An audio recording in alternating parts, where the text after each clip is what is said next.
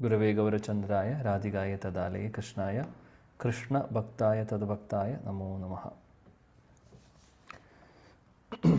ശ്രീമദ് ഭഗവത്ഗീതയിലെ പ്രധാനപ്പെട്ട 50 ശ്ലോകങ്ങളാണ് നമ്മൾ പഠിക്കാനുള്ള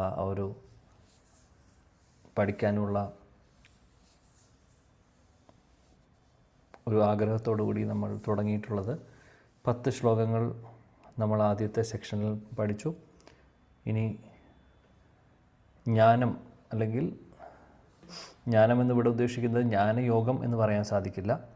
നമ്മൾ കഴിഞ്ഞ സെക്ഷനിൽ പഠിച്ചത് കർമ്മയോഗം എന്നുള്ളത് മുഴുവനായിട്ട് പറയാൻ സാധിക്കില്ല. കാര്യം കർമ്മം എന്ന് പറഞ്ഞാൽ നമ്മൾ ചെയ്യുന്ന ആക്ടിവിറ്റീസ്, നമ്മൾ ചെയ്യുന്ന ഓരോ കാര്യങ്ങളും അതെങ്ങനെ, അതിൻ്റെ പ്രാധാന്യവും അതെങ്ങനെ ഭഗവാന് സമർപ്പിച്ച് ചെയ്യണമെന്നുള്ളതാണ്. അങ്ങനെയുള്ള 10 ശ്ലോകങ്ങളാണ് ആദ്യത്തെ സെക്ഷനിൽ നമ്മൾ പഠിച്ചത്. അപ്പോൾ ആ ഒരു സീരീസ് ഓഫ് നമ്മുടെ ഡിസ്കഷനിൽ 10 ശ്ലോകങ്ങൾ കർമ്മയോഗം എന്ന് പറയുന്ന ആദ്യത്തെ 6 ചാപ്റ്ററിൽ വരുന്നത് മാത്രമല്ല ഉള്ളത്. അതല്ലാതെ ഭഗവത്ഗീതയിലെ മറ്റുള്ള ഭാഗങ്ങളിലും നമ്മൾ ചെയ്യുന്ന ആക്ടിവിറ്റീസ്, അല്ലെങ്കിൽ നമ്മൾ ചെയ്യുന്ന എന്തെങ്കിലും കർമ്മത്തെക്കുറിച്ച് പറയുന്നുണ്ടോ, ഭഗവാന് സമർപ്പിക്കുന്ന കാര്യം പറയുന്നുണ്ടോ, അതും നമ്മൾ അവിടെ എടുത്തിരുന്നു. ഉദാഹരണത്തിന് പറയാം, യത് കരോഷി യത് അച്ഛനാസി യത് ജുഹോസി ദദാസി. ആ ശ്ലോകം വരുന്നത് 9ാമത്തെ അധ്യായത്തിലാണ്, കർമ്മയോഗം എന്ന് പറയുന്ന സെക്ഷനിലല്ല വരുന്നത്.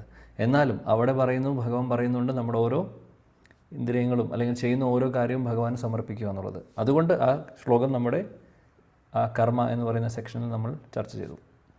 അതേപോലെ വേറെയും ശ്ലോകങ്ങളുണ്ടായിരുന്നു. എനിക്ക് തോന്നുന്നു 11:55 നമ്മളവിടെ ഡിസ്കസ് ചെയ്തിട്ടുണ്ട്, ശരിയല്ലേ? 11ാമത്തെ അധ്യായത്തിലെ അവസാനത്തെ ശ്ലോകം എന്നാണ് എൻ്റെ ഓർമ്മ. ആ ഫേമസ് ആയിട്ടുള്ള ശ്ലോകം ഭഗവത്ഗീതയുടെ എസൻസ്. മത് പരമോ മത് സംഘ. അതെ, ആ ശ്ലോകം നമ്മൾ ചർച്ച ചെയ്തിരുന്നു. അവിടെയും അത് 11ാമത്തെ അധ്യായത്തിൽ 55ാമത്തെ ശ്ലോകത്തിൽ പ്രഭുപാദ് പറയുന്നു ഭഗവത്ഗീതയുടെ സാരാംശം എന്ന് പറഞ്ഞുകൊണ്ടാണ് അദ്ദേഹം ആ ശ്ലോകത്തെ വിശദീകരിക്കുന്നത് ഭാവാർത്ഥത്തിൽ. അപ്പോൾ അവിടെ കർമ്മകൃത് മത് പരമോ, അവിടെയും കർമ്മം വരുന്നതുകൊണ്ട് നമ്മൾ കർമ്മം ഉദ്ദേശിക്കുന്ന ചെയ്യുന്ന കാര്യങ്ങൾ അവിടെയും ആ ശ്ലോകത്തിൽ പറയുന്നത് നമ്മൾ എന്ത് ചെയ്യുന്നു അത് ഭഗവാൻ സമർപ്പിക്കുക, അതാണ് പറയുന്നത്. അതുകൊണ്ട് നമ്മൾ ആദ്യത്തെ സെക്ഷനിൽ എടുത്തിരുന്നു. അതേപോലെയാണ് ഇപ്പോഴുള്ള നമ്മുടെ സെക്ഷൻ ജ്ഞാനമാണ്. ജ്ഞാനത്തിൽ അതുകൊണ്ട് പല ഭാഗത്തുനിന്നും ശ്ലോകങ്ങൾ കാണാം. അപ്പോൾ ജ്ഞാനം എന്ന് പറഞ്ഞാൽ ജ്ഞാനയോഗം എന്നുള്ള പറയുന്ന അവസാനത്തെ 6 അധ്യായത്തിൽ നിന്ന് മാത്രമല്ല. ഇതാണ് ഞാൻ പറയുന്ന ഒരു പോയിന്റ്. ഇപ്പോൾ ഭക്തിയോഗത്തിൽ നിന്നാവാം, കാര്യം ഭഗവത്ഗീതയിൽ ഉടനീളം പല കാര്യങ്ങളും പല തത്വങ്ങളും പല രീതിയിൽ എക്സ്പ്ലെയിൻ ചെയ്യുന്നുണ്ട്. അപ്പോൾ അതിനെല്ലാം നമ്മൾ ഒരുമിച്ച് കൊണ്ടുവരാൻ നോക്കുന്നു, അത്രയേ ഉള്ളൂ. അപ്പോൾ രണ്ടാമത്തെ ജ്ഞാനം എന്ന് പറയുന്ന സെക്ഷൻ, അവിടെ 10 ശ്ലോകങ്ങളാണ് നമ്മൾ പഠിക്കുന്നത്. അതിൽ ആദ്യത്തെ 2 ശ്ലോകങ്ങൾ നമ്മൾ പഠിച്ചു. ആദ്യത്തെ ശ്ലോകമായിരുന്നു മതഃ പരതരം നാന്യത് കിഞ്ചിത് അസ്തി ധനഞ്ജയ മയി സർവം ഇതം പ്രോത്തം സൂത്രമണിഗണയവ. 7 ഭഗവത്ഗീത. എല്ലാത്തിൻ്റെയും തുടക്കവും അവസാനവും ഭഗവാൻ പറയുന്നു എല്ലാത്തിൻ്റെയും അസ്തിത്വം ഞാനാണെന്നുള്ളത്. അപ്പോൾ ഇവിടെ ബേസിക്കലി ഈ ഒരു സെക്ഷനിൽ നമ്മൾ കൂടുതൽ പഠിക്കുന്നത് ഭഗവാൻ ആരാണ്, ഭഗവാന്റെ പൊസിഷൻ എന്താണ്, എന്തുകൊണ്ട് അദ്ദേഹം അവതാരങ്ങൾ എടുക്കുന്നു, അല്ലെങ്കിൽ ആ ജ്ഞാനമാണ് നമ്മളിവിടെ കൂടുതൽ ചർച്ച ചെയ്യുന്നത്. ആ ഒരു സെക്ഷനാണ് ഇത്. ആദ്യത്തെ 10 ശ്ലോകങ്ങൾ നമ്മൾ പഠിച്ചത് നമ്മൾ ചെയ്യുന്ന കർമ്മങ്ങൾ, നമ്മൾ ചെയ്യുന്ന ഓരോ ആക്ടിവിറ്റീസും അതെങ്ങനെ ആണ് ചെയ്യേണ്ടത് എന്നുള്ളതാണ് നമ്മളവിടെ പഠിച്ചത്. ഇവിടെ ഭഗവാന്റെ പൊസിഷൻ, നമ്മൾ ആ സ്ഥാനം, അദ്ദേഹം ആരാണ് എന്നുള്ളതൊക്കെയാണ് കൂടുതലും ഇവിടെ. എന്തുകൊണ്ട് അദ്ദേഹം വരുന്നു, അവതാരങ്ങളെക്കുറിച്ചും അവതാരങ്ങളുടെ കാരണങ്ങൾ എന്തൊക്കെയാണ്, അല്ലെങ്കിൽ അങ്ങനെയുള്ള മെയിൻ ആയിട്ടുള്ള തത്വങ്ങളാണ് നമ്മൾ ഈ ഒരു സെക്ഷനിൽ പഠിക്കുന്നത്.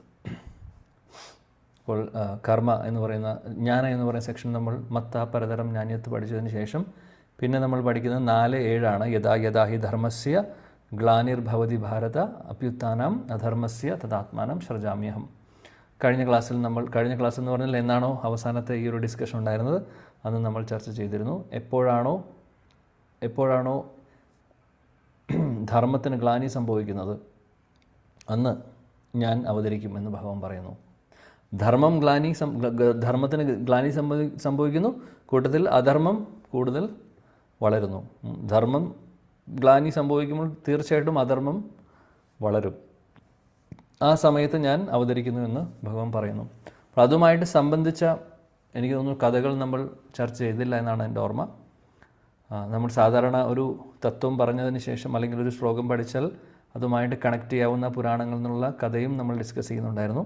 ചെറുതായിട്ട് ചെറിയൊരു കൂടുതൽ ഡീറ്റെയിൽസ് അല്ലെങ്കിലും അറ്റ്ലീസ്റ്റ് ആ ഒരു പഠിക്കുന്ന തത്വം, ആ ശ്ലോകത്തെ നമുക്ക് ഓർക്കാൻ വേണ്ടി സഹായിക്കാൻ വേണ്ടി, അല്ലെങ്കിൽ ആ തത്വം എന്താണോ പഠിക്കുന്നത് അതിനെ കണക്ട് ചെയ്യാൻ പറ്റുന്ന കഥകളും നമ്മൾ ചർച്ച ചെയ്തു. അപ്പോൾ മതഃ പരതരം നാന്യത് നമ്മൾ ചർച്ച ചെയ്തപ്പോൾ എന്താണ് ഏത് കഥകളാണ് പറഞ്ഞത്? ആർക്കെല്ലാം ഓർമ്മയുണ്ടോ?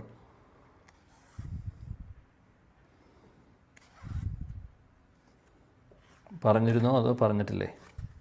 എനിക്ക് ഓർമ്മയില്ല, എനിക്ക് ഓർമ്മ വരുന്നില്ല കുറച്ചായതുകൊണ്ട്. ആർക്കെങ്കിലും ഓർമ്മയുണ്ടോ എന്ന് എനിക്കറിയില്ല.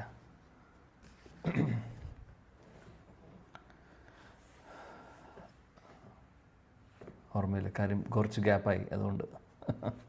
ഓക്കെ, എനിവേ മതഃ പരതരം നാന്യത്, അവിടെ ഭഗവാന്റെ പൊസിഷൻ പറയുന്നു അല്ലേ? അദ്ദേഹം ആരാണെന്ന് പറയുന്നു. ഞാനല്ലാതെ അല്ലെങ്കിൽ എല്ലാം എന്നിൽ നിന്ന് വരുന്നു. കിഞ്ചിത് അസ്തി ധനഞ്ജയ മയി സർവമിതം പ്രോത്തം. അതായത് എങ്ങനെയാണോ ഒരു മുത്തുമാലയിലെ മുത്തുകൾ കോർത്തിട്ടുള്ളത്, ആ മുത്തുമാലയിലെ മുത്തുമാലയെ മാലയാക്കി മാറ്റുന്നത് അകത്തൂടെ പോകുന്ന നൂലാണ്. നൂലില്ലെങ്കിൽ മാലയ്ക്ക് പ്രസക്തിയില്ല അല്ലേ? മുത്തുകൾ വേറെ വേറെയാവുന്നു. അതേപോലെയാണ് എല്ലാം, ഈ പ്രപഞ്ചത്തിലുള്ളതെല്ലാം, ആധ്യാത്മിക ലോകമാവട്ടെ ഭൗതിക ലോകമാവട്ടെ എല്ലാത്തിൻ്റെയും അസ്തിത്വം ഭഗവാനാണ്. അതാണ്, ഭഗവാൻ ഇല്ലെങ്കിൽ ഒന്നുമില്ല.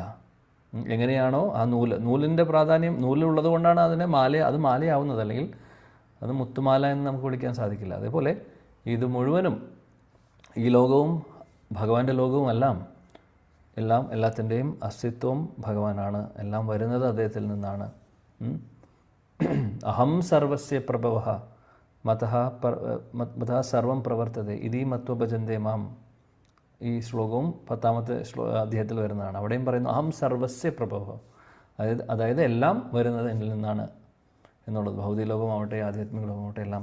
അപ്പോൾ അദ്ദേഹമില്ലാതെ ഒന്നിനും അസ്തിത്വമില്ല എന്നുള്ളതാണ് നമ്മളവിടെ പഠിച്ചത്. അപ്പോൾ അതിന് നമുക്ക് ഓർക്കാൻ പറ്റുന്ന കുറേ കഥകളുണ്ട്. അതിൽ പ്രധാനപ്പെട്ട കാര്യം ഓർക്കാം, ഭഗവത്ഗീതയിൽ തന്നെ വിശ്വരൂപം ഭഗവാൻ അർജുനനെ കാണിക്കുന്നത്. വിശ്വരൂപം കാണിക്കുമ്പോൾ അർജുനൻ അത്ഭുതപ്പെട്ടു പോകുന്നു അല്ലേ? ആ രൂപം കണ്ട് അദ്ദേഹം ആകെ അമ്പരക്കുന്നു. അത് ഇടയിൽ ഭയം വരുന്നു. കാര്യം അത്രയും ആയിരക്കണക്കിന് കൈകൾ, ആയിരക്കണക്കിന് തലകൾ എല്ലാം കാണുന്നു അദ്ദേഹം. ലോകം മുഴുവനും അദ്ദേഹം കണ്ടുകൊണ്ടിരിക്കുകയാണ്, ഭൗതിക ലോകം മുഴുവനും കണ്ടുകൊണ്ടിരിക്കുകയാണ്. അതിൻ്റെ ഇടയിൽ അദ്ദേഹവും കൃഷ്ണനും എല്ലാവരും യുദ്ധക്കളത്തിലുള്ള കുരുക്ഷേത്ര യുദ്ധഭൂമിയും അദ്ദേഹം കാണുന്നു ഭഗവാന്റെ രൂപത്തിൽ. മാത്രമല്ല ശത്രു അല്ലെങ്കിൽ കൗരവരുടെ ഭാഗത്തുള്ള ആളുകൾ ഭഗവാന്റെ വായിലേക്ക് പോകുന്നത് പോലെയും അദ്ദേഹം കാണുന്നു. അതായത് അവരുടെ മരണം സുനിശ്ചിതമാണ് എന്നുള്ളത്, അവരുടെ മരണം ഉറപ്പായി എന്നുള്ളതും കൂടെ അതിലൂടെ സൂചിപ്പിക്കുന്നുണ്ട്. അങ്ങനെയുള്ള ഒരു അത്ഭുതമായിട്ടുള്ളൊരു രൂപമാണ് അർജുനൻ കാണുന്നത്. അപ്പോൾ അത് ഒരു സെക്ഷനാണ് നമുക്ക് ഓർക്കാവുന്നത്. അതേപോലെ കണ്ണൻ്റെ വായിൽ അമ്മ കാണുന്നു. എന്താ കാണുന്നത്? വിശ്വം മുഴുവനും കാണുന്നുണ്ട് അല്ലേ? മൃദഭക്ഷണ ലീല. ഞാൻ ലീലയിലേക്ക് പോകുന്നില്ല കൂടുതൽ. ലീലയിലേക്ക് പോയി കഴിഞ്ഞാൽ പിന്നെ നമ്മളവിടെ സ്റ്റക്കാവും. എന്നാൽ ആ ഒരു സ്റ്റോറി നമുക്ക് ഓർക്കാം. ഇവിടെ കാര്യം എന്താണെന്ന് വെച്ചാൽ, യശോദാമയി കാണുന്നു കൃഷ്ണൻ്റെ വായിൽ വിശ്വം മുഴുവനും കാണുന്നു, അല്ലെങ്കിൽ ബ്രഹ്മാണ്ടം മുഴുവനും കാണുന്നു അല്ലേ? ബ്രഹ്മാണ്ടം മുഴുവനും കാണുന്നു. മാത്രമല്ല ആ ബ്രഹ്മാണ്ടത്തിലെ ഓരോ കാര്യങ്ങളും വേറിട്ട് കാണുന്നുണ്ട്. കൂട്ടത്തിൽ യശോദറാണി കൃഷ്ണൻ്റെ വായിൽ നോക്കിയിരിക്കുന്നതും യശോദറാണി അതിനകത്ത് കണ്ടുകൊണ്ടിരിക്കുകയാണ്. അപ്പോൾ ഒന്ന് ആലോചിച്ച് നോക്ക്. അങ്ങനെയായിരുന്നു. നാഹം ഭക്ഷിതവാൻ അംബ. കൃഷ്ണനോട് ചോദിക്കും, നീ മണ്ണ് കഴിച്ചോ? അത് മണ്ണ് കഴിക്കാനുള്ള കാര്യം കുറേ ഇതിന് എക്സ്പ്ലനേഷൻ ഉണ്ട്, നമ്മളവിടേക്ക് പോകുന്നില്ല. എന്തായാലും ആചാര്യന്മാരുടെ കമൻട്രി ഉണ്ട്, എന്തെങ്കിലും ഭാഗവതം പഠിക്കുമ്പോൾ ചർച്ച ചെയ്യാം. അപ്പോൾ അവിടെ കൂട്ടുകാരും എല്ലാവരും, ബലരാമനും എല്ലാവരും പോയി കംപ്ലൈൻറ്റ് പറയുവാണ്, ഇങ്ങനെ കണ്ണൻ മണ്ണെടുത്ത് കഴിക്കുന്നുണ്ടെന്നുള്ളത്. മണ്ണെടുത്ത് കഴിക്കുന്നുണ്ടെന്ന് കേട്ടപ്പോൾ യശോദറാണിക്ക് അത്ഭുതമായി. എന്തുകൊണ്ട് മണ്ണ് കഴിക്കുന്നു? വീട്ടിൽ എന്താ ഒന്നും ഇല്ലാഞ്ഞിട്ടാണോ? ഞാനെല്ലാം നല്ലത് കൊടുക്കുന്നുണ്ട്. മാത്രമല്ല 9 ലക്ഷം പശുക്കളിലെ വളരെ സ്പെഷ്യലായിട്ടുള്ള പശുക്കളിൽ നിന്നുള്ള പാല് ഉപയോഗിച്ച് മധുര പലഹാരങ്ങൾ കൊടുക്കുന്നുണ്ട്, അങ്ങനെ എല്ലാം കൊടുക്കുന്നുണ്ട്. ഇനി എന്തുകൊണ്ട് മണ്ണ് കഴിക്കുന്നു? മണ്ണ് കഴിക്കേണ്ട കാര്യം എന്താണ്? ഇവരെല്ലാവരും കംപ്ലൈൻറ്റ് പറഞ്ഞപ്പോൾ ഉടനെ പോയി നോക്കുന്ന സമയത്ത് കണ്ണൻ മണ്ണ് കഴിച്ചുകൊണ്ടിരിക്കുകയാണ്. അമ്മ വരുന്നുണ്ടെന്ന് മനസ്സിലായി. അമ്മ വരുന്നുണ്ട് മനസ്സിലായപ്പോൾ പതുക്കെ പിന്നെ ആ മണ്ണ് ഇറക്കാൻ നോക്കുന്നു. അപ്പോൾ നമ്മുടെ ആചാര്യന്മാർ പറയുന്നു, അമ്മയെ കണ്ട ഉടനെ വായിലുള്ള മണ്ണെല്ലാം ഇറക്കാൻ നോക്കുവാണ് അകത്തോട്ട്, അമ്മ കാണാതിരിക്കാൻ. അപ്പോൾ അവിടെ അമ്മ വന്ന് കണ്ണനോട് ചോദിക്കും, നീ മണ്ണ് കഴിച്ചോ എന്ന് ചോദിക്കും. മണ്ണ് കഴിച്ചോ എന്ന് ചോദിക്കുന്ന സമയത്ത് പറയുന്നില്ല, ആക്ഷനാണ്. അപ്പോൾ ആ ആക്ഷൻ കണ്ണും കൂടെ സംസാരിക്കുകയാണ്. അതായത് യശോദറാണിയുടെ കണ്ണുകളും കൃഷ്ണൻ്റെ കണ്ണുകളും. കൃഷ്ണൻ മറുപടി പറയുന്നത് കണ്ണിലൂടെയാണ്. ചെയ്തിട്ടില്ല. അമ്മ ചോദിക്കുമ്പോഴും ഞാൻ ചെയ്തിട്ടില്ല. ആക്ഷൻ കാണിക്കുന്നുണ്ട്. ഞാൻ കഴിച്ചിട്ടില്ല, മണ്ണ് കഴിച്ചിട്ടില്ല. അപ്പോൾ നിൻ്റെ കൂട്ടുകാരൊക്കെ പറഞ്ഞല്ലോ, ബലരാമനും പറഞ്ഞല്ലോ. അപ്പോൾ കൃഷ്ണൻ പറയുന്നുണ്ട് എഗെയിൻ ആക്ഷനിലൂടെ, അവരൊക്കെ നുണ പറയുവാണ്. സർവേ മിഥ്യ, എല്ലാവരും നുണ പറയുവാണ്. ആക്ച്വലി അമ്മേ ഞാൻ പറയുന്നത് സത്യമാണ്. അതായത് ഞാൻ മണ്ണ് കഴിച്ചിട്ടില്ല. അപ്പോൾ അമ്പ എന്ന് ഉള്ള ഒരു പ്രയോഗം, അമ്പ എന്നാണ് വിളിക്കുന്നത് അമ്മയെ. അപ്പോൾ അവിടെ നമ്മുടെ ഒരു ആചാര്യം പറയുന്നുണ്ട്, എന്തുകൊണ്ട് അമ്പ എന്ന് വിളിക്കുന്നു? വേണമെങ്കിൽ വേറെ എന്ത് വേണമെങ്കിൽ വിളിക്കാമായിരുന്നു. അമ്പ എന്നുള്ള ഒരു വാക്ക് അമ്മയ്ക്ക് വേറെയും പര്യായങ്ങളുണ്ട്. അമ്മ എന്ന് പറയുന്ന വാക്ക് എങ്ങനെ വേണമെങ്കിലും മയ്യ എന്ന് വിളിക്കാം, അല്ലെങ്കിൽ വേറെ ഒരുപാട് പര്യായങ്ങളുണ്ട്. എന്നാൽ അമ്പ എന്ന് പറയുന്ന ശബ്ദത്തിന് പ്രത്യേകതയുണ്ട്. എന്താണെന്ന് വെച്ചാൽ, അമ്പ എന്ന് പറഞ്ഞു കഴിഞ്ഞാൽ 9 മാസം ഗർഭത്തിൽ ചുമന്ന വ്യക്തി എന്നുള്ളൊരു അർത്ഥം കൂടെ വരുന്നു. അപ്പോൾ കൃഷ്ണൻ പറയുവാണ്, നമ്മുടെ ഒരു ആചാര്യൻ എക്സ്പ്ലെയിൻ ചെയ്യുന്നു, അമ്മേ, നമ്മൾ തമ്മിലുള്ള ബന്ധം ഒരുപാട് പഴയ ബന്ധമാണ്. അതായത് ഞാൻ പുറത്ത് വരുന്നേക്കാൾ മുമ്പ് തന്നെ 9 മാസം നമ്മൾ തമ്മിലുള്ള ബന്ധം തുടങ്ങിയിട്ടുണ്ട്, പുറത്ത് വന്നതിന് ശേഷമല്ല. എന്നാൽ ഈ കാണുന്ന ആളുകളെല്ലാം, ബലരാമൻ ഉൾപ്പെടെ എൻ്റെ കൂട്ടുകാരും മറ്റുള്ളവരുമൊക്കെ ഇന്നലെ വന്ന ആൾക്കാരാണ്. പക്ഷെ നമ്മുടെ റിലേഷൻ അങ്ങനെയല്ല. നമ്മുടെ റിലേഷൻ അതിനും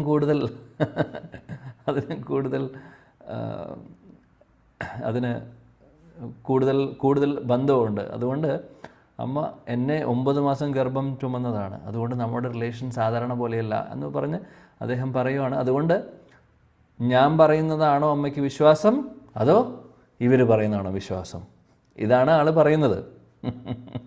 അപ്പോൾ അങ്ങനെ, അതായത് അമ്മയെ കൺവിൻസ് ചെയ്യാൻ നോക്കുവാണ്, ഞാൻ മണ്ണ് കഴിച്ചിട്ടില്ല, ഞാൻ പറയുന്നതാണ് സത്യം, അവർ സർവേ മിഥ്യ, അവരെല്ലാവരും പറയുന്നത് നുണയാണ്. ഇനി പറയുന്നു, ഇനി എന്തെങ്കിലും സംശയമുണ്ടോ അമ്മയ്ക്ക്, ദെൻ പശ്യത്തെ മുഖം, എന്നെ വായിൽ നോക്കിക്കൊള്ളൂ എന്ന് പറയുന്നുണ്ട്. ഇത് അഗൈൻ ആക്ഷനിലൂടെയാണ് പറയുന്നത്. അപ്പോൾ ഒരാൾ ചെറിയ എന്തെങ്കിലും കുസൃതി കാണിച്ചിട്ടുണ്ടെങ്കിൽ, തെറ്റ് കാണിച്ചിട്ടുണ്ടെങ്കിൽ, കുട്ടികളാവട്ടെ, ധൈര്യത്തിൽ അച്ഛനും അമ്മയും എന്തെങ്കിലും കുറുമ്പ് കാണിച്ചു എന്ന് ചോദിച്ചു കഴിഞ്ഞാൽ സാധാരണ എന്താ പറയുക, കുറുമ്പ് കാണിച്ചിട്ടില്ല, അതിനെ മറയ്ക്കാൻ നോക്കും. സാധാരണ അങ്ങനെയാണ് ചെയ്യുന്നത്. ആരെങ്കിലും പറയാണ് ചെയ്തു എന്ന് പറഞ്ഞു കഴിഞ്ഞാൽ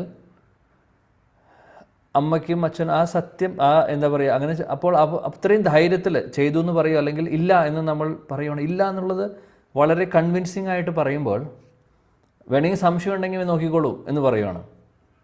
അപ്പോൾ നല്ല കോൺഫിഡൻസോട് കൂടി കൃഷ്ണൻ പറയുവാണ്, ഞാൻ ചെയ്തിട്ടില്ല, സംശയം ഉണ്ടെങ്കിൽ വായിൽ നോക്കിക്കോളൂ.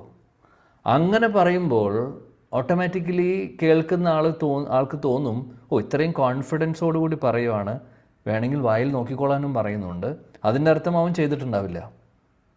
അങ്ങനെയാണല്ലോ ലോജിക്കലി വരുന്നത്. കണ്ണൻ അങ്ങനെ അദ്ദേഹം ഇതെല്ലാം തുടങ്ങുന്നത് അവിടെയാണ്. ഈ കുസൃതികളും ഈ ചെറിയ കള്ളത്തരങ്ങളൊക്കെ അച്ഛനും അമ്മയെ പറ്റിക്കുന്നു കുട്ടികൾ, ചെറിയ കുട്ടികൾ, ഇതെല്ലാം കുട്ടിത്തം അല്ലെങ്കിൽ കുട്ടിക്കാലത്തെ കുസൃതികളെക്കുറിച്ചാണ് പറയുന്നത്. ഓക്കെ, ഭഗവാൻ ചെയ്യുന്നത് കൊണ്ട് ഇവിടെയുള്ള ആളുകൾ തെറ്റുകൾ ചെയ്യുന്നത് അത് ഭഗവാൻ ചെയ്യുന്നത് കൊണ്ടാണെന്നുള്ളത് പറയരുത് ഒരിക്കലും. ഇതെല്ലാം കുസൃതികളാണ്, നമ്മളെ കൂടുതൽ ഭഗവാനിലേക്ക് ആകർഷിപ്പിക്കാൻ വേണ്ടി ലീലയുടെ ഭാഗമായിട്ട് നടക്കുന്നതാണ്. ഇതെല്ലാം പക്ഷേ അതീന്ദ്രിയ തലത്തിലാണ്. ഇവിടെ വരുമ്പോൾ അതെല്ലാം തലതിരിയുന്നു മാത്രം. അപ്പോൾ ആ സമയത്ത് കൃഷ്ണൻ പറയുവാണ്, അത്രയും കോൺഫിഡൻസോടുകൂടി പറയുവാണ്, അമ്മയ്ക്ക് എത്രയും സംശയം ഉണ്ടെങ്കിൽ നോക്കിക്കോളൂ. അപ്പോൾ അത് പറയുമ്പോൾ സാധാരണ കൃഷ്ണൻ പ്രതീക്ഷിക്കുന്നുണ്ട്, നിനക്ക് ഇത്രയും ധൈര്യത്തിൽ അവൻ പറയുന്നുണ്ട്, അതിൻ്റെ അർത്ഥം അവൻ കഴിച്ചിട്ടുണ്ടാവില്ല, അതുകൊണ്ട് എനിക്ക് നോക്കേണ്ട ആവശ്യമില്ല ഇതായിരിക്കും ഉത്തരം കിട്ടുക എന്ന് കൃഷ്ണൻ പ്രതീക്ഷിക്കുകയാണ്.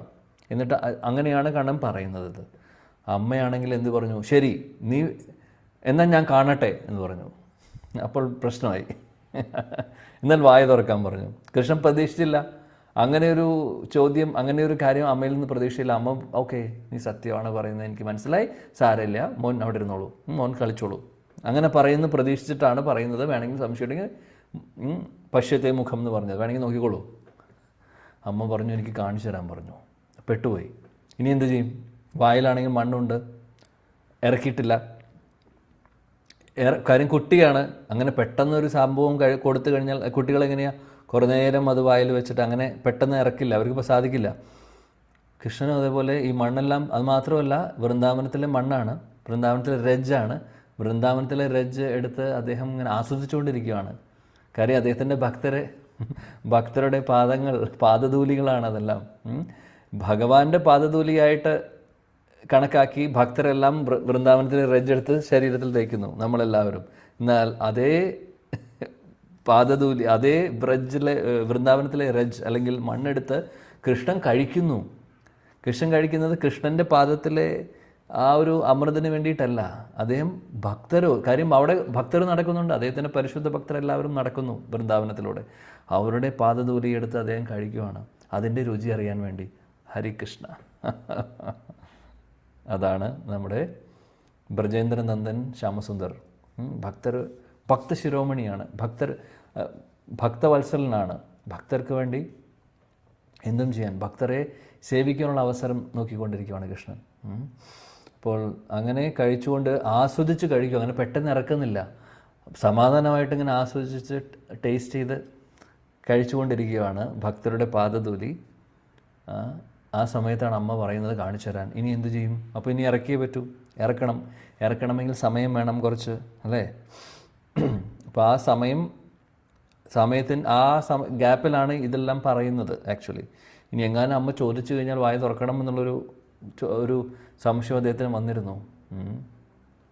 അങ്ങനെ അവസാനം പിന്നെ അമ്മ കാണാതെ അങ്ങോട്ടും ഇങ്ങോട്ടും തിരിയുന്ന സമയത്ത് അത് ഇറക്കുന്നു, മണ്ണിറക്കുന്നു. മണ്ണിറക്കിയതിന് ശേഷം പതുക്കെ അമ്മ പറയുമ്പോൾ വാ തുറന്ന് കാണിക്കുന്നു. വാ തുറന്ന് കാണിക്കുമ്പോൾ അമ്മ കാണുന്നത് എന്താണ്? പ്രപഞ്ചം മുഴുവനും കാണുന്നു. നേരത്തെ പറഞ്ഞ പോലെ യശോദറാണി വായ്ക്കകത്ത് നോക്കുന്നത്, കണ്ണൻ്റെ വായ്ക്കകത്ത് നോക്കുന്നതും അതിനകത്ത് കണ്ടുകൊണ്ടിരിക്കുന്നു. അങ്ങനെ എല്ലാം കണ്ടപ്പോൾ യശോദറാണിയുടെ തല തിരിയുന്നു. യശോദറാണിക്ക് മോഹത്സ്യം വരുന്നു. കാര്യം അത്ഭുതം, എൻ്റെ കുട്ടിയുടെ വായ്ക്കകത്ത് സകല ബ്രഹ്മാണ്ടങ്ങളും കണ്ടുകൊണ്ടിരിക്കുകയാണ്. ഒന്ന് ആലോചിച്ച് നോക്കൂ, എന്തായിരിക്കും അവസ്ഥ? അങ്ങനെ യശോദറാണി മോഹത്സ്യപ്പെട്ട് വീഴുന്ന പോലെയായി. അവസാനം ആ സമയത്ത് അവിടെ പറയുന്നു ഭാഗവതം, യശോദറാണി ഭഗവാൻ വിഷ്ണുവിനെ ഓർത്തു. കാര്യം കണ്ണൻ സ്വന്തം മകൻ വിഷ്ണുവാണെന്നുള്ളൊരു ധാരണയില്ല. അങ്ങനെയല്ല ഭാവം, വാത്സല്യഭാവത്തിൽ അങ്ങനെയില്ല, അല്ലേ? എൻ്റെ മകൻ എന്നുള്ളൊരു ഭാവമാണ്. എന്നാൽ യശോദറാണിയും നന്ദമഹാരാജും ആരാധിക്കുന്നത് വിഷ്ണുവിനാണ്. വിഷ്ണുവിനെ ഓർത്തു. ആ സമയത്ത് ഭാഗവതം പറയുന്നു, വിഷ്ണുവിനെ ഓർത്തുകൊണ്ട് യശോദറാണി അവിടെ നമസ്കരിക്കുകയാണ് ചെയ്യുന്നത്. കൺഫ്യൂഷനായി, എന്താ ചെയ്യേണ്ടതെന്നറിയാതെ. കാര്യം ഇത് കണ്ട അത്ഭുതമായി. അപ്പോൾ എന്ത് പറഞ്ഞിട്ടാണ് യശോദറാണി നമസ്കരിക്കുന്നത്? ഓ ഭഗവാനെ, ഓ വിഷ്ണു, എന്താണ് സംഭവിക്കുന്നത് എനിക്ക് മനസ്സിലാവുന്നില്ല. ഞാൻ സ്വപ്നത്തിലാണോ അതോ ഇതൊക്കെ എന്താ നടക്കുന്നത് എനിക്ക് മനസ്സിലാവുന്നില്ല. എൻ്റെ കുഞ്ഞിൻ്റെ വായ്ക്കകത്ത് ബ്രഹ്മാണ്ടം മുഴുവൻ ഞാൻ കണ്ടുകൊണ്ടിരിക്കുന്നു, എൻ്റെ സ്വപ്നമാണോ എന്നൊക്കെ പറഞ്ഞിട്ടാണ് യശോദറാണി നമസ്കരിക്കുന്നത്. അപ്പോൾ ആ സമയത്ത് പ്രഭുപാദ് അവിടെ ഭാവാർത്ഥത്തിൽ പറയുന്നു, യശോദറാണിയെപ്പോലെ നമ്മുടെ ജീവിതത്തിൽ ഒരുപാട് ഘട്ടങ്ങളുണ്ടാവും. അതായത് എന്താണ് ശരി എന്താണ് തെറ്റ് എന്ന് തിരിച്ചറിയാത്ത അവസ്ഥകൾ, അല്ലെങ്കിൽ കൺഫ്യൂസ്ഡ് ആയിട്ടുള്ള അവസ്ഥകൾ. അപ്പോൾ ആ സമയത്ത് എന്താണോ യശോദറാണി നമ്മളെ പഠിപ്പിച്ചത്, കൺഫ്യൂഷൻ വന്നപ്പോൾ നേരെ ഭഗവാന്റെ മുമ്പിൽ നമസ്കരിച്ചു. അതേപോലെ നമ്മുടെ ലൈഫിലും നമ്മുടെ ജീവിതത്തിലും അങ്ങനെയുള്ള സാഹചര്യം വരുവാണെങ്കിൽ യശോദറാണിയുടെ പാത പിന്തുടരണം എന്ന് പ്രഭുപാദ് അവിടെ പറയുന്നു. ഇൻസ്ട്രക്ഷൻ, അവിടെ ഒരു ലെസൺ നമുക്ക് പറഞ്ഞു തരുവാണ്. അതായത് അങ്ങനെയുള്ള സാഹചര്യങ്ങളിൽ കൺഫ്യൂസ്ഡ് ആയിരിക്കുന്ന സമയത്ത് വേറെ എവിടെയും പോകണ്ട, നേരെ ഭഗവാന്റെ മുമ്പിൽ പോവുക, നമസ്കരിക്കുക. എന്നിട്ട് എന്താണ് ശരി എന്താണ് തെറ്റ്, അല്ലെങ്കിൽ ഇതിനൊരു സമാധാനം ഉണ്ടാക്കി തരാൻ വേണ്ടി ഭഗവാനോട് പ്രാർത്ഥിക്കുക. അതാണ് അവിടെ പറയുന്ന ലെസൺ. അപ്പോൾ അങ്ങനെ രണ്ട് കാര്യങ്ങൾ നമുക്ക് ഓർക്കാം. അപ്പോൾ ലീലയെക്കുറിച്ച് പറയാൻ കാര്യം, ബ്രഹ്മാണ്ടം മുഴുവനും വായിക്കകത്തുള്ള കാര്യം. മതഃ പരതരം നാന്യത്വമായിട്ട് കണക്ട് ചെയ്യാനുള്ള എങ്ങനെയാണ് കണക്റ്റ് ആവുന്നത്? എല്ലാത്തിൻ്റെയും അസ്തിത്വം ഭഗവാനാണ് എന്ന് പറയുന്നു. അപ്പോൾ കൃഷ്ണൻ്റെ വായിക്കകത്ത് ബ്രഹ്മാണ്ടമുണ്ടെന്ന് പറഞ്ഞ് അദ്ദേഹം അനേക കോടി ബ്രഹ്മാണ്ട നായകനാണ് എന്നുള്ളതും അവിടെ തെളിയുന്നു. ഇനി രണ്ടാമത്തെ ശ്ലോകം നമ്മൾ ചർച്ച ചെയ്തത് യഥാ യഥാ ഹി ധർമ്മസ്യ ഗ്ലാനി. നമ്മളിപ്പോൾ ഇത് എന്തുകൊണ്ടത് വീണ്ടും റീക്യാപ്പ് ചെയ്യുന്നു എന്ന് വെച്ചാൽ, നമ്മൾ ഈ ഒരു സെക്ഷൻ തുടങ്ങിയിട്ട് 2 ക്ലാസ് കഴിഞ്ഞപ്പോൾ നമ്മൾ ദാമോദര മാസം വന്നു. അതുകൊണ്ട് തിരിച്ച് നമ്മൾ കണക്ട് ചെയ്യുന്നു നമ്മൾ ചർച്ച ചെയ്യുന്ന വിഷയങ്ങൾ. യഥാഹി ധർമ്മസ്യ, അവിടെ ഇപ്പോൾ അതിൻ്റെ അർത്ഥം നമ്മൾ പറഞ്ഞു. എപ്പോഴാണോ എങ്ങനെയാണോ ധർമ്മങ്ങൾ ഗ്ലാനി സംഭവിക്കുന്നത്, അധർമ്മങ്ങൾ കൂടുന്നത്, ആ സമയത്ത് ഞാൻ അവതരിക്കുമെന്ന് ഭഗവാൻ പറയുന്നു. അപ്പോൾ ഇതുമായിട്ട് കണക്റ്റഡ് ആയിട്ടുള്ള നമ്മൾ ശാസ്ത്രങ്ങളിലെ ലീല നോക്കുവാണെങ്കിൽ നമുക്ക് ഓർക്കാവുന്നതാണ്, ഭൂമിദേവി ഭാരം സഹിക്കാൻ വയ്യാതെ, ഈ അസുരന്മാരുടെ ഭാരം സഹിക്കാൻ വയ്യാതെ ഭൂമിദേവി ബ്രഹ്മാവിൻ്റെ അടുത്തേക്ക് പോകുന്നത് അല്ലേ. ബ്രഹ്മാവിൻ്റെ അടുത്തേക്ക് പോകുന്നു. ബ്രഹ്മാവും ആ സമയത്ത് മറ്റുള്ള അന്യദേവതമാരും എല്ലാവരും ഉണ്ട്. ഈ അധർമ്മികളായിട്ടുള്ള അസുരന്മാരുടെ എണ്ണം കൂടുമ്പോൾ അപ്പോഴാണ് ഭൂമിക്ക് ഭാരം വരുന്നത്. ഭൂമിയുടെ ഭാരം പോപ്പുലേഷൻ കൊണ്ടല്ല. നമ്മൾ ഇന്നത്തെ കാലത്ത് ആളുകൾ പറയുന്ന പോലെ പോപ്പുലേഷൻ കൂടുന്നു, അതുകൊണ്ട് പോപ്പുലേഷൻ കൺട്രോൾ ചെയ്യണമെന്നുള്ളത്, അതിലൊന്നും കാര്യമില്ല. പോപ്പുലേഷൻ കൺട്രോൾ എന്ന് പറയുന്നത് അതല്ല ചെയ്യേണ്ടത്, അധർമ്മമാണ് നമ്മൾ അവസാനിപ്പിക്കേണ്ടത്. ഈ ഭൂമിക്ക് ഭാരം വരുന്നത് അങ്ങനെയാണ്. ഭാരനാശോ മുകുന്ദ, ഭാരം ഭഗവാൻ, അതായത് ജയതി ജയതി ദേവോ ദേവകീ നന്ദനോയം ജയതി ജയതി കൃഷ്ണോ വൃഷ്ണിവംശ പ്രതീപ ജയതി ജയതി മേഘ ശ്യാമള കോമളാംഗോ ജയതി ജയതി പൃഥ്വി ഭാരനാശോ മുകുന്ദ. മുകുന്ദമാല സ്തോത്രം അതിൽ വരുന്നതാണ്. അവിടെ പറയുന്നു ജയതി ജയതി ദേവോ ഭാരനാശ മുകുന്ദ.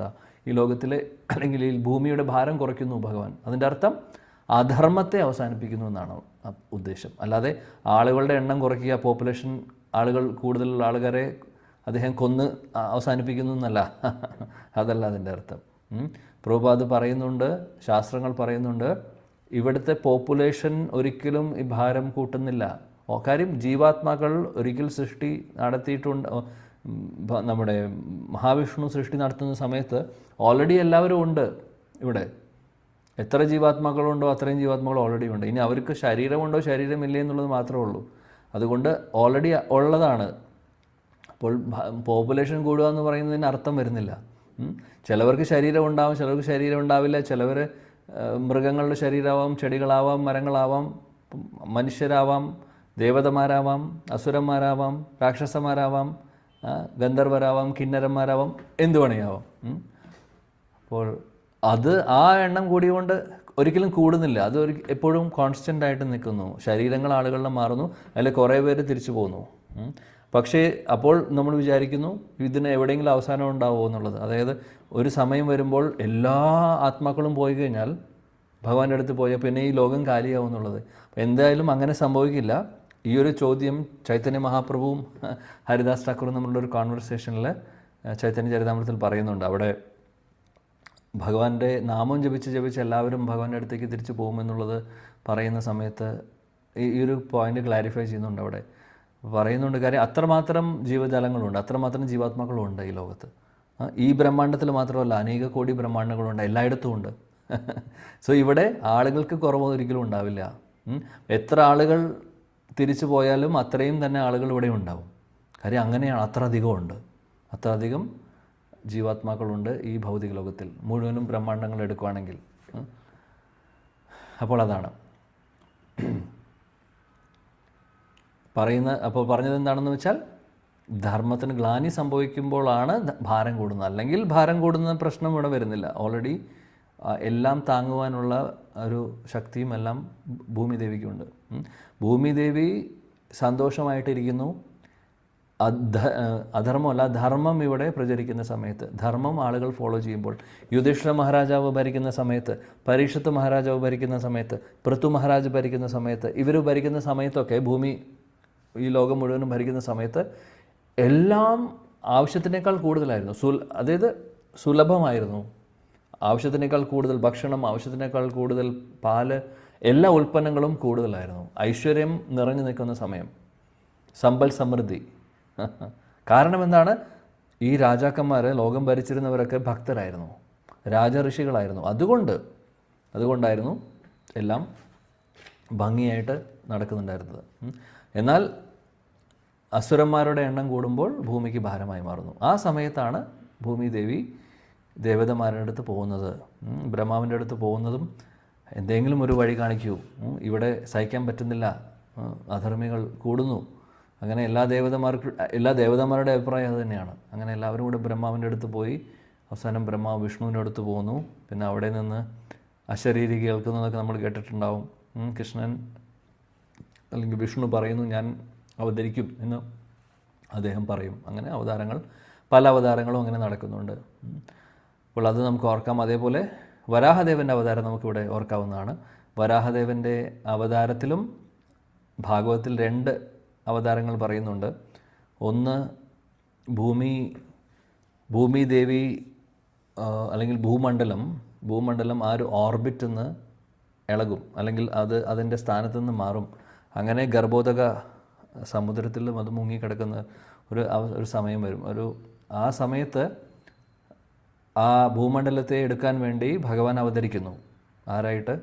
വരാഹനായിട്ട്. കാര്യം ഇത് രസാതളത്തിൻ്റെ താഴെ പോയി കിടക്കുന്നു ഭൂമണ്ഡലം. അപ്പോൾ അവിടെ നിന്ന് പിന്നെ പൊക്കിക്കൊണ്ടുവരണമെങ്കിൽ അങ്ങനെയുള്ള സ്ഥലത്തുനിന്ന് വെള്ളത്തിൽ നിന്ന് എടുത്തുകൊണ്ടുവരാൻ വേറെ അവതാരത്തിന് ആർക്കും സാധിക്കില്ല. അതുകൊണ്ട് വരാഹ രൂപത്തിൽ ഭഗവാൻ വരുന്നു. അങ്ങനെ വരാഹ രൂപത്തിൽ അദ്ദേഹം വന്ന് അദ്ദേഹത്തിൻ്റെ കൊമ്പ് ഉപയോഗിച്ച് ഭൂമിദേവിയെ ഉയർത്തി. അങ്ങനെ നമ്മൾ ആ ഒരു ഫോട്ടോ കണ്ടിട്ടുണ്ടാവും, വരാഹദേവൻ്റെ ഇവിടെ ഭൂമണ്ഡലിരിക്കുന്നത് ആക്ച്വലി. അപ്പോൾ അതാണ് ഒരു അവതാരം. അതേപോലെ തന്നെ വരാഹദേവൻ്റെ വേറെ കൽപ്പത്തിലെ അവതാരം, 2 കൽപ്പത്തിലെ കാര്യങ്ങൾ ഇവിടെ പറയുന്നുണ്ട്. ഹിരണ്യാക്ഷൻ്റെ കൂടെയുള്ള ഫൈറ്റ്. ഹിരണ്യാക്ഷൻ എന്ന് പറയുന്ന രാക്ഷസനുണ്ടായിരുന്നു. ഹിരണ്യകശിപു, ഹിരണ്യാക്ഷൻ, ഇവർ 2 പേരും ദിതിയുടെ മക്കളാണ്. കശ്യപ മുനിക്കും ദിതിക്കും ഉണ്ടായ രാക്ഷസ മക്കളാണ് 2 പേരും. ഇവരുടെ ശക്തിയെക്കുറിച്ച് പറയാനില്ല. ഹിരണ്യകശിപുവിൻ്റെ ശക്തി നമുക്കറിയാം. 7ാമത്തെ സ്കന്ധത്തിൽ ഭാഗവത്തിൽ പ്രഹ്ലാദിൻ്റെ അച്ഛൻ ഹിരണ്യകശിപുവിനെ കുറിച്ചാണ് നമ്മൾ പറയുന്നത്. ലോകം മുഴുവനും അദ്ദേഹത്തിൻ്റെ കൺട്രോളിലായിരുന്നു ആ സമയത്ത്. ദേവതമാർ പോലും അദ്ദേഹത്തിൻ്റെ കീഴിലായിരുന്നു. സകലതിൻ്റെയും നിയന്ത്രണം അദ്ദേഹത്തിൻ്റെ കയ്യിലായിരുന്നു. അതേപോലെ തന്നെയായിരുന്നു ഹിരണ്യാക്ഷൻ. ഇപ്പോൾ ഹിരണ്യാക്ഷൻ്റെ വരവ് അതിനു മുമ്പാണ്. ഹിരണ്യാക്ഷനും അതേപോലെ ഹിരണ്യകശിപുവിന് ഇത്രയും ദേഷ്യം വരുന്നതും പകരം വീട്ടണം. ആരോട് പകരം വീട്ടണം? വിഷ്ണു എൻ്റെ സഹോദരനെ കൊന്നു, അതുകൊണ്ട് എനിക്ക് പകരം വീട്ടണമെന്ന് പറഞ്ഞിട്ടുള്ള ദേഷ്യമായിരുന്നു ഹിരണ്യകശിപുവിനുണ്ടായിരുന്നത്. അപ്പോൾ അതിൻ്റെ ആ സഹോദരൻ എന്ന് പറയുന്നതാണ് ഹിരണ്യാക്ഷൻ. ആ ഹിരണ്യാക്ഷൻ ഒരിക്കലും ഇതുപോലെ ഹിരണ്യാക്ഷനെ ഈ 2 പേരും ഒരുപാട് ശക്തിയുള്ളവരാണ്. അവർക്ക് ഫൈറ്റ് ചെയ്യാൻ വേണ്ടി അവരുടെ ഒരു ഈക്വലായിട്ടുള്ള ആളുകളില്ല.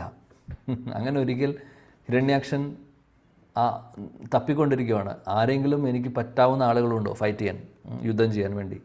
അങ്ങനെ അദ്ദേഹം എന്ത് ചെയ്യുന്നു? ഒരു ദിവസം ഒരു സമുദ്രത്തിൽ ചാടുന്നു. ഗർഭോദക സമുദ്രത്തിൽ ചാടുന്നു എന്ന് പറയുന്നത്. അപ്പോൾ അവിടെ ചാടുന്ന സമയത്ത് അതിനകത്തുള്ള സമുദ്രത്തിലുള്ള എല്ലാ ജീവജാലങ്ങളെയും പേടിപ്പിക്കുന്നു ശരിക്കും. അപ്പോൾ ആ സമയത്ത് വരുണദേവൻ അവിടെ വരും. കാര്യം വരുണദേവനാണ്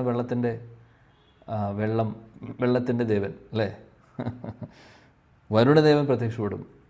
വരുണദേവൻ്റെ അടുത്ത് പറയും, ഓക്കെ, വരുണദേവനെ കാണുമ്പോൾ ഹിരണ്യാക്ഷൻ പറഞ്ഞു നമുക്ക് യുദ്ധം ചെയ്യാമെന്ന് പറഞ്ഞു. വരുണദേവൻ പറഞ്ഞു എന്നെക്കൊണ്ട് സാധിക്കില്ല യുദ്ധം ചെയ്യാൻ, ഞാൻ കുറച്ച് പ്രായമായി, എനിക്ക് അങ്ങയുടെ കൂടെ യുദ്ധം ചെയ്യാനുള്ള ശക്തിയില്ല. അപ്പോൾ ഹിരണ്യാക്ഷൻ പറഞ്ഞു നീ പേടിക്കുകയൊന്നു നീ നിനക്ക് ധൈര്യമില്ല എൻ്റെ കൂടെ യുദ്ധം ചെയ്യാൻ. വരുണദേവൻ പറഞ്ഞു എനിക്ക് പേടിയാണെന്ന് വിചാരിച്ചാലും കുഴപ്പമില്ല, എന്നെക്കൊണ്ട് സാധിക്കില്ല. എന്നിട്ട് പറഞ്ഞു അപ്പോൾ ഇദ്ദേഹം ചലഞ്ച് ചെയ്യണം. അങ്ങനെയാണെങ്കിൽ ആരുണ്ട് നിങ്ങളുടെ കൂട്ടത്തിൽ? വേറെ ദേവതമാരുണ്ടോ? മറ്റുള്ള ചന്ദ്രൻ, ഇന്ദ്രൻ, ഒരുപാട് ദേവതമാരുണ്ട്. ആരെങ്കിലും എൻ്റെ കൂടെ യുദ്ധം ചെയ്ത് എന്നെ തോൽപ്പിക്കാൻ ശക്തിയുള്ള ആരെങ്കിലും നിങ്ങളുടെ കൂടെ ഉണ്ടോ? വരുണദേവൻ പറഞ്ഞു ഞങ്ങളാരും യുദ്ധം ചെയ്യാൻ ഉദ്ദേശിക്കുന്നില്ല, ഞങ്ങൾക്ക് സാധിക്കില്ല. എന്നാൽ ഒരാൾക്ക് വേണമെങ്കിൽ നിൻ്റെ കിടപിടിക്കാൻ സാധിക്കും, അല്ലെങ്കിൽ നിന്നെ അവസാനിപ്പിക്കാൻ സാധിക്കും. അങ്ങനെ പറഞ്ഞപ്പോൾ ഹിരണ്യാക്ഷന് ദേഷ്യം വന്നു. എന്നെ കൊല്ലാനുള്ള ശക്തിയുള്ള ആരുണ്ട് ഈ ലോകത്ത്? ആരുണ്ട് അങ്ങനെ? വരുണദേവൻ പറഞ്ഞു ഒരാളുണ്ട്, അങ്ങനെ ഒരു വ്യക്തിയുണ്ട്. അപ്പോൾ ഹിരണ്യാക്ഷൻ പറഞ്ഞു ആ വ്യക്തി എനിക്ക് കാണണം. എവിടെ കാണാൻ സാധിക്കും? ആരാണ് ആ ആള്? അപ്പോൾ ഇദ്ദേഹം പറഞ്ഞു വിഷ്ണുവാണ്. വിഷ്ണുവിനെ എവിടെ കാണാൻ സാധിക്കും? അങ്ങനെ ഹിരണ്യാക്ഷൻ അവിടുന്ന് പോകുന്നു ദേഷ്യത്തിൽ, വിഷ്ണുവിനെ അന്വേഷിച്ച് പോകുന്ന സമയത്ത് നാരദമുനിയെ കാണുന്നു. നാരദമുനിയോട് ചോദിക്കുന്നു, നാരദമുനി ചോദിക്കും എങ്ങോട്ടത് ഓടിപ്പോകുന്നതെന്ന് ചോദിക്കും. കാര്യം ഹിരണ്യാക്ഷൻ ഇങ്ങനെ ദേഷ്യത്തിൽ ആ ചോര തിളച്ച് നടക്കുവാണ്. യുദ്ധം ചെയ്യാനുള്ള ആ വീരരസം അങ്ങ് കൂടിക്കൂടി അദ്ദേഹത്തിന് യുദ്ധം ചെയ്യാൻ വേണ്ടി ഓടുന്നു. ആ സമയത്താണ് നാരദമുനിയെ കാണുന്നതും നാരദമുനി വിഷ്ണുവിനെക്കുറിച്ച് പറഞ്ഞു കൊടുക്കുന്നതും. ആ സമയത്ത് എന്ത് സംഭവിക്കുന്നു എന്ന് വെച്ചാൽ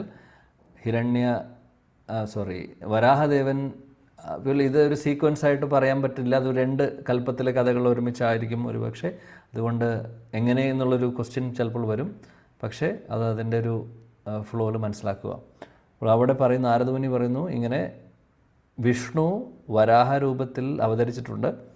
അപ്പോൾ വരാഹൻ്റെ ആ ഒരു കൊമ്പിൽ ഭൂമിയുണ്ട്, ആ ഒരു രൂപത്തെക്കുറിച്ച് പറയുന്നു. ആക്ച്വലി ഇത് 2 പ്രാവശ്യം നടന്നിട്ടുള്ളതാണ് ലീലകൾ, പക്ഷേ 2 കൽപ്പത്തിൽ നടന്നിട്ടുള്ളതാണ്. ബൈ ദ വേ ഡീറ്റെയിൽസിൽ വ്യത്യാസം ഉണ്ടാവും. അപ്പോൾ എനിവേ അങ്ങനെ ഇദ്ദേഹം വിഷ്ണു അപ്പോൾ വരാഹ രൂപത്തിൽ വന്നു. അങ്ങനെ ഹിരണ്യാക്ഷനും വരാഹദേവനും തമ്മിലുള്ള ഒരു കൂടിക്കാഴ്ചയാണ്. ഭാഗവതം വളരെ വിശദമായിട്ട് പറയുന്നുണ്ട് ആക്ച്വലി ഇവരുടെ യുദ്ധത്തെക്കുറിച്ച്. മനോഹരമായിട്ടുള്ള സെക്ഷനാണ്. നമ്മൾ എന്തെങ്കിലും ഭാഗവതം പഠിക്കുമ്പോൾ അവിടെ എത്തുമ്പോൾ പഠിക്കാം, കൂടുതൽ ചർച്ച ചെയ്യാം. ഒരുപാട് ഡീറ്റെയിൽസ് ഉണ്ട് അവർ തമ്മിൽ യുദ്ധം ചെയ്യുന്നത് എങ്ങനെയാണെന്നുള്ളത്. അങ്ങോട്ടും ഇങ്ങോട്ടും അടികൂടുന്ന കൂട്ടത്തിൽ, അതായത് ഈവൻ ആയുധങ്ങൾ ഉപയോഗിച്ചിട്ടും ഈ ഗദ ഉപയോഗിക്കുന്നുണ്ട്. അങ്ങനെ പല പല ആയുധങ്ങൾ അവർ ഉപയോഗിക്കുന്നുണ്ട്. ഹിരണ്യാക്ഷൻ ഭയങ്കര ശക്തിയാണ് അദ്ദേഹത്തിന്. വരാഹദേവൻ്റെ ഓരോ ആയുധത്തെയും അദ്ദേഹം തടുക്കുന്നു, പൊട്ടിച്ചു കളയുന്നു, തെറിപ്പിച്ച് കളയുന്നു, പലതും ചെയ്യുന്നുണ്ട്. അതേപോലെ ഹിരണ്യാക്ഷൻ അങ്ങോട്ട് ഉപദ്രവിക്കുന്നുണ്ട്. അപ്പോൾ ആ സമയത്ത് വരാഹദേവൻ വളരെ സിമ്പിളായിട്ട് അതിനൊക്കെ തട്ടി മാറ്റുന്നുണ്ട്. അങ്ങനെ അവർ തമ്മിലുള്ളൊരു ഫൈറ്റ് വളരെ ഡീറ്റെയിൽ ആയിട്ട് ഭാഗവതം പറയുന്നു. അങ്ങനെ യുദ്ധം നടന്നുകൊണ്ടിരിക്കുമ്പോൾ കാലത്ത് മുതൽ ഇങ്ങനെ ഒരുപാട് സമയമായി യുദ്ധം. അപ്പോൾ ഇതെല്ലാം കണ്ടുകൊണ്ടിരിക്കുന്ന ദേവതമാർ പറഞ്ഞു ഈ ഹിരണ്യാക്ഷനെ കൊണ്ട് ശല്യം സഹിക്കാൻ വയ്യ, ഭഗവാനോട് പറഞ്ഞിട്ടുണ്ടായിരുന്നു എങ്ങനെയെങ്കിലും ഇയാളെ അവസാനിപ്പിക്കണം എന്നുള്ളത്. ഇയാൾ ശരിയാവില്ല, ഇയാളെ കൊണ്ട് നമുക്ക് ശല്യമാണ്. കാര്യം അതാണ്, ധർമ്മത്തിന് ഗ്ലാനി സംഭവിക്കുമ്പോൾ ഭഗവാൻ അവതരിക്കുമെന്ന് പറയുന്നതിൻ്റെ ഒരു കണക്ഷനാണ് നമ്മളിവിടെ പറയുന്നത്. ഹിരണ്യാക്ഷനും ഹിരണ്യകശിപു രണ്ടുപേരും അത്രയും പവർഫുള്ളായിട്ടുള്ള അസുരന്മാരായിരുന്നു. അപ്പോൾ അങ്ങനെയുള്ള അസുരന്മാർ ശക്തിയിൽ വരുമ്പോൾ അല്ലെങ്കിൽ പവറിൽ വരുമ്പോൾ എന്ത് സംഭവിക്കുന്നു? ധർമ്മം പൂർണ്ണമായിട്ട് നശിക്കുന്നു. അങ്ങനെ ഇവർ തമ്മിലുള്ള യുദ്ധത്തിൽ ഇങ്ങനെ സമയം ഇങ്ങനെ പോയിക്കൊണ്ടിരിക്കുകയാണ്. ആ സമയം കുറേ കഴിഞ്ഞപ്പോൾ ഈ ഹിരണ്യാക്ഷന് ഒരുപാട് സിദ്ധികളുണ്ടായിരുന്നു. ആ സിദ്ധി ഉപയോഗിച്ച് ഒരുപാട് അതായത് മലത്തിൻ്റെ മഴയൊക്കെ പെയ്യുന്നു. അങ്ങനെ ഇതെല്ലാം ഭഗവാന്റെ മേത്ത് വീഴുന്നു, ആളുകളുടെ മേത്ത് വീഴുന്നു. ദേവതമാരൊക്കെ അവിടെയുണ്ട്. എല്ലാവർക്കും അങ്ങനെ വളരെ മോശമായിട്ടുള്ള കാര്യങ്ങളൊക്കെ അദ്ദേഹം ചെയ്യുന്നു. ഇടയ്ക്ക് അപ്രത്യക്ഷനാവും, വരാഹദേവൻ്റെ മുമ്പിൽ കാണില്ല അദ്ദേഹം. പിന്നെ ആയുധം മാത്രം മുമ്പിൽ വരുന്നു, ആയുധത്തോട് യുദ്ധം ചെയ്യുന്നു, ആളെ കാണുന്നില്ല, അപ്രത്യക്ഷനായിട്ടുള്ള യുദ്ധം. അങ്ങനെ ഒരുപാട് സംഭവങ്ങളുണ്ട്. അങ്ങനെ സമയം പോയിക്കൊണ്ടിരിക്കുകയാണ്. കുറേ കഴിഞ്ഞപ്പോൾ ബ്രഹ്മാവ് പറഞ്ഞു ഇദ്ദേഹത്തോട്, നമ്മുടെ വരാഹദേവനോട് പറഞ്ഞു, സന്ധ്യ ആയിക്കൊണ്ടിരിക്കുകയാണ്, ഈ അസുരൻ്റെ ശക്തി കുറച്ചും കൂടെ കൂടും, അതുകൊണ്ട് ഇനി താമസിക്കേണ്ട, ഭഗവാനെ അവസാനിപ്പിച്ചോളാൻ പറയും. ഇനി കൂടുതൽ അവനെ കളിപ്പിക്കേണ്ട. ഇത് ഭഗവാൻ ആക്ച്വലി കളിപ്പിക്കുകയാണ് ചെയ്യുന്നത്. ഭഗവാനാണെങ്കിൽ വീരരസം യുദ്ധം ചെയ്യാൻ വേണ്ടി അല്ലേ, ജയവിജയനായിട്ട് അല്ലേ, അതും ഒരു റീസണാണ്. ജയവിജയന്മാരാണ് ഹിരണ്യാക്ഷൻ ഹിരണ്യകശിപുവും. അങ്ങനെ 4 കുമാരന്മാരിൽ നിന്ന് ശാപം കിട്ടിയതിന് ശേഷം ഇവിടെ വരുമ്പോൾ ഭഗവാന്റെ വീര്യരസത്തെ അല്ലെങ്കിൽ ആ ഒരു യുദ്ധം ചെയ്യാൻ, വീരരസം എന്ന് പറഞ്ഞാൽ യുദ്ധം ചെയ്യാനുള്ള ആ ഒരു രസം, അത് സാധിക്കുന്നത് ഇവരുമായിട്ട് ഫൈറ്റ് ചെയ്യുമ്പോഴാണ്. കാര്യം അത്രമാത്രം ശക്തിയുള്ള അദ്ദേഹത്തിൻ്റെ 2 സേവകരാണ് ജയവിജയന്മാർ. അവരിപ്പോൾ രാക്ഷസ ശരീരത്തിലാണെന്ന് മാത്രം. ഇപ്പോൾ ഹിരണ്യകശിപുവിൻ്റെ കാര്യമാണെങ്കിലും നരസിംഹദേവനും ഹിരണ്യകശിപുവും തമ്മിൽ യുദ്ധമുണ്ട്. അത് ഭാഗവതത്തിൽ ഡീറ്റെയിൽസ് പറയുന്നില്ല, പക്ഷെ വേറെ ശാസ്ത്രങ്ങളിൽ പറയുന്നുണ്ട്. കാലത്ത് മുതൽ ഭഗവാൻ കാലത്ത് അവതരിച്ച് അല്ലെങ്കിൽ ഏകദേശം ഉച്ചയോടുകൂടി അവതരിച്ച് വൈകുന്നേരം വരെ, സന്ധ്യ വരെ യുദ്ധമായിരുന്നു അവർ. അത്രയും സമയം പറയുന്നുണ്ട്. അതേപോലെ ഹിരണ്യാക്ഷൻ്റെയും അങ്ങനെ തന്നെയാണ്. കുറേ സമയമായി നേരത്തെ തുടങ്ങിയതാണ്, അവസാനം സന്ധ്യ ആയി തുടങ്ങി. അപ്പോഴാണ് അതുവരെ ഇവർ തമ്മിലുള്ള ഫൈറ്റ് നടന്നുകൊണ്ടിരിക്കുക. അപ്പോൾ ഭഗവാനും വീരരസം ആസ്വദിച്ചു കൊണ്ടിരിക്കുകയാണ് ആ ഫൈറ്റിലൂടെ. അതുകൊണ്ടാണ് ഒറ്റയടിക്ക് അവസാനിപ്പിക്കാത്തത്. അല്ലെങ്കിൽ ഒറ്റയടിക്ക് അവസാനിപ്പിക്കായിരുന്നു.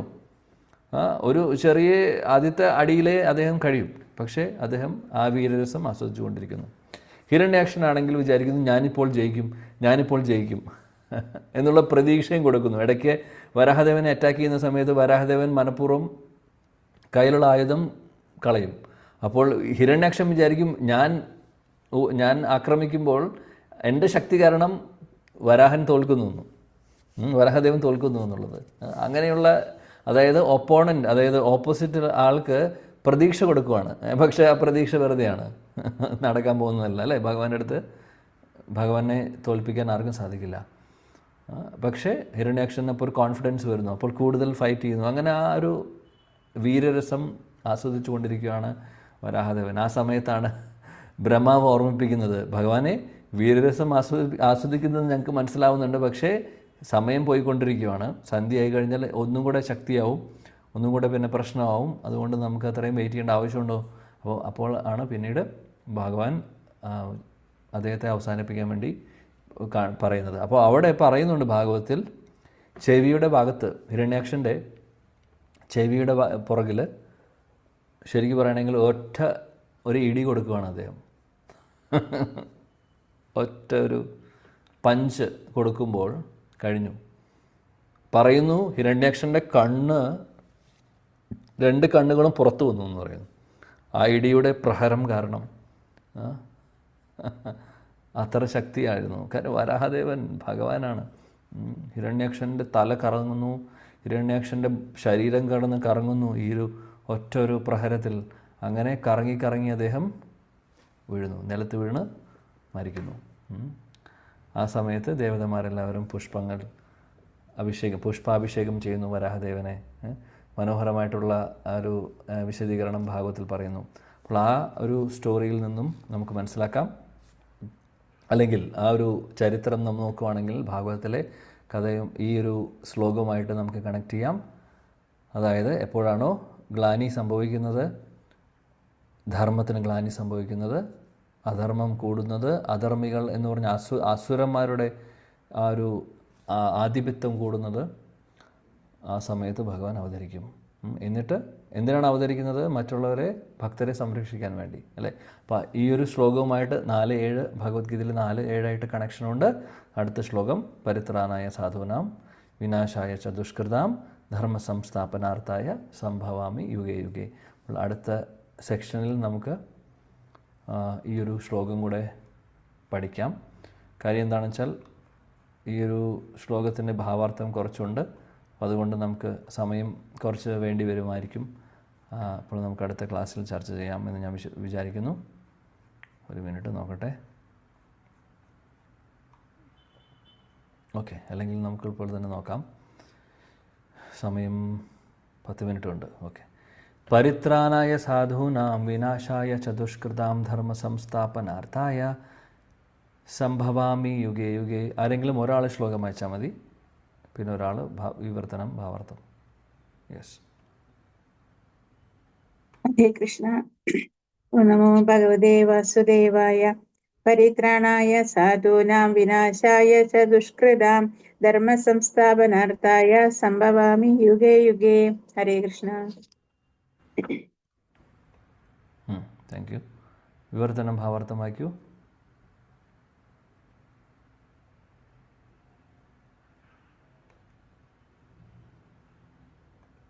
വായിക്കട്ടെ പ്രഭുജി? വേറെ ആർക്കെങ്കിലും വായിക്കണമെങ്കിൽ? ഹരേ കൃഷ്ണ. പ്രഭുജി വായിക്കട്ടെ? വിവർത്തനം, ഭാവാർത്ഥം ബൈ ശ്രീല പ്രഭുപാദ് കി ജയ്. ഭക്തന്മാരെ രക്ഷിക്കാനും ദുഷ്കൃതികളെ നിഗ്രഹിക്കാനും ധർമ്മത്തെ പുനഃസ്ഥാപിക്കാനുമായി യുഗംതോറും ഞാൻ അവതരിച്ചുകൊണ്ടേയിരിക്കുന്നു. ഭാവാർത്ഥം: സാധു, പുണ്യാത്മാവ് എന്ന വാക്കിന് ഭഗവത്ഗീതയിൽ ഉദ്ദിഷ്ടമായ അർത്ഥം കൃഷ്ണാവബോധം നേടിയ ആൾ എന്നാണ്. ഒരാൾ പ്രത്യക്ഷത്തിൽ ധാർമ്മികൻ അല്ലെങ്കിൽ കൂടി പരിപൂർണമായി കൃഷ്ണാവബോധം നേടിയിരുന്നാൽ അയാളെ സാധു എന്ന് പറയാം. ദുഷ്കൃതം എന്ന പദം കൃഷ്ണാവബോധത്തെ അവഗണിക്കുന്നവർക്ക് യോജിച്ചതാണ്. ഭൗതികമായ വിദ്യാഭ്യാസ ബിരുദങ്ങളിൽ അലങ്കരിക്കപ്പെട്ടവരായാലും ഇത്തരം ദുഷ്കൃതികൾ മൂഢരും മനുഷ്യാധമരുമാണെന്ന് പറയപ്പെടുന്നു. പഠിപ്പോ സംസ്കാരമോ ഇല്ലെന്നിരിക്കലും 100% കൃഷ്ണാവബോധം സിദ്ധിച്ച മനുഷ്യൻ സാധുവത്രേ. നിരീശ്വരവാദികളെ കുറിച്ചാണെങ്കിൽ രാവണനെയും കംസനെയും എന്ന പോലെ അവരെ സംഹരിക്കാൻ ഭഗവാന് സ്വയം ആവിർഭവിക്കണമെന്നില്ല. അസുര നിഗ്രഹത്തിന് വേണ്ടുന്ന കഴിവുകളുള്ളവരായിട്ട് അദ്ദേഹത്തിന്റെ സേവകന്മാർ അനേകമുണ്ട്. അസുരന്മാരിൽ നിന്ന് എപ്പോഴും ഉപദ്രവമേൽക്കുന്ന തന്റെ ശുദ്ധ ഭക്തന്മാരെ സമാധാനിപ്പിക്കാൻ വേണ്ടിയാണ് വിശേഷിച്ചും ഭഗവാൻ അവതരിക്കുന്നത്. ഭക്തനെ തന്റെ ഉറ്റ ബന്ധുവാണെങ്കിൽ പോലും ഒരസുരൻ ദ്രോഹിക്കുകയേ ഉള്ളൂ. പ്രഹ്ലാദ മഹാരാജാവ് ഹിരണ്യകശിപുവിന്റെ മകനായിരുന്നുവെങ്കിലും അദ്ദേഹത്തിന് അച്ഛനിൽ നിന്ന് വളരെ ദ്രോഹങ്ങൾ അനുഭവിക്കേണ്ടി വന്നു. കൃഷ്ണന്റെ അമ്മ ദേവകി കംസന്റെ സഹോദരിയായിരുന്നു. എങ്കിലും അവർക്കും ഭർത്താവായ വസുദേവനും ശിക്ഷയേൽക്കാനിടയായി. അവരിൽ കൃഷ്ണൻ ജനിക്കുമെന്ന് കംസൻ അറിഞ്ഞതാണ് കാരണം. കംസനെ കൊല്ലുന്നതിനേക്കാൾ ദേവകിയെ മോചിപ്പിക്കാനാണ് കൃഷ്ണൻ അവതരിച്ചത്. അങ്ങനെ രണ്ടു കാര്യവും നടന്നു. അതുകൊണ്ടാണ് ഭക്തരെ രക്ഷിക്കാനും അസുര സംഹാരത്തിനുമായി ഭഗവാൻ വിവിധങ്ങളായ അവതാരങ്ങൾ സ്വീകരിക്കുന്നു എന്ന് പ്രസ്താവിച്ചത്. കൃഷ്ണദാസ കവിരാജിന്റെ ചൈതന്യ ചരിതാമൃതത്തിലുള്ള ഈ പദ്യം അവതാരങ്ങളെ പറ്റി ഇങ്ങനെ സംക്ഷിപ്തമായി പറയുന്നു. സൃഷ്ടി ഹേതുയെ മൂർത്തി പ്രപഞ്ചെ അവതാരേസെ ഈശ്വരമൂർത്തി അവതാര നാമധാരി മായാതീത പരവ്യോമേ സവാരോ അവസ്ഥാനോ വിശ്വ അവതാരി ധരേ അവതാര നാമ. ശ്രീ ഭഗവാൻ ദൈവിക സാമ്രാജ്യത്തിൽ നിന്ന് പ്രപഞ്ചത്തിൽ ആവിർഭവിക്കുന്നതാണ് അവതാരം. അങ്ങനെ ആവിർഭവിക്കുന്ന വ്യക്തിഗതനായ ഈശ്വരന്റെ ആ രൂപത്തെ അവതാരം എന്ന് പറയുന്നു. അത്തരം അവതാരങ്ങൾ ആധ്യാത്മിക ലോകത്തിൽ വാഴുന്നുണ്ട്. അവർ ഭൗതിക ലോകത്തിൽ എത്തുമ്പോൾ അവതാരം എന്ന് വിളിക്കപ്പെടുന്നു. അവതാരങ്ങൾ പല വിധത്തിലുണ്ട്. പുരുഷാവതാരങ്ങൾ, ഗുണാവതാരങ്ങൾ, ലീലാവതാരങ്ങൾ, ശക്തി അവേശ അവതാരങ്ങൾ, മന്വന്തര അവതാരങ്ങൾ, യുഗാവതാരങ്ങൾ എന്നിങ്ങനെ. ഇവ പ്രപഞ്ചത്തിൽ എല്ലായിടത്തും ഉയർത്തി സംഭവിക്കുന്നു. ആദിപുരുഷനായ ഭഗവാൻ കൃഷ്ണനാണ് ഈ അവതാരങ്ങൾക്കെല്ലാം ഉറവിടം. തന്റെ യഥാർത്ഥ വൃന്ദാവന വിഹാരങ്ങളെ കണ്ട് ആനന്ദിക്കാൻ വെമ്പൽ കൊള്ളുന്ന സ്വഭക്തന്മാരുടെ ഉത്കണ്ഠ ശമിപ്പിക്കാൻ വേണ്ടിയാണ് വിശേഷിച്ചും ശ്രീകൃഷ്ണ ഭഗവാൻ അവതരിക്കുന്നത്. കൃഷ്ണാവതാരത്തിന്റെ മുഖ്യോദ്ദേശവും ശുദ്ധ ഭക്തന്മാരെ പ്രീതിപ്പെടുത്തൽ തന്നെ. യുഗം തോറും താൻ അവതരിക്കുന്നു എന്നാണ് ഭഗവദ്വചനം. കലിയുഗത്തിലും അവതരിക്കുമെന്നാണ് ഇതുകൊണ്ട് സൂചിപ്പിക്കുന്നത്. കലിയുഗത്തിലെ കൃഷ്ണാവതാരം ശ്രീചൈതന്യ മഹാപ്രഭുവായിട്ടാണെന്നും സങ്കീർത്തന പ്രസ്ഥാനം സംഘം ചേർന്നുള്ള തിരുനാമജപം കൊണ്ട് കൃഷ്ണനെ ആരാധിച്ച് ഭാരതത്തിലെങ്ങും കൃഷ്ണാവബോധം പ്രചരിപ്പിക്കുമെന്നും ഭാഗവതത്തിൽ പറയുന്നു. ഈ സങ്കീർത്തന പ്രസ്ഥാനം ലോകത്തിലെങ്ങും ഗ്രാമങ്ങളിലും നഗരങ്ങളിലും ഒരുപോലെ പടർന്നു പിടിക്കുമെന്നും ചൈതന്യ മഹാപ്രഭു പ്രവചിച്ചിട്ടുണ്ട്. ഉപനിഷത്തുകൾ, മഹാഭാരതം, ഭാഗവതം മുതലായ വൈദിക ഗ്രന്ഥങ്ങളിലെ നിഗൂഢ ഭാഗങ്ങളിലും ശ്രീചൈതന്യ മഹാപ്രഭു ഭഗവത് അവതാരം എന്ന് സൂചിപ്പിക്കുന്നുണ്ട്. തുറന്നു പറഞ്ഞിട്ടില്ലെന്നേയുള്ളൂ. കൃഷ്ണ ഭക്തന്മാരെ ഏറ്റവും അധികം ആകർഷിച്ചിട്ടുള്ള ഒന്നാണ് ശ്രീചൈതന്യ മഹാപ്രഭുവിന്റെ സങ്കീർത്തന പ്രസ്ഥാനം. ദുഷ്ടന്മാരെ ഹിംസിക്കാനല്ല, മറിച്ച് തന്റെ അഹേതുകമായ കരുണ കൊണ്ട് അവർക്ക് പാപമോചനം നൽകാനാണ് ഈ അവതാരം ഉണ്ടായത്. ഹരേ കൃഷ്ണ. Thank U.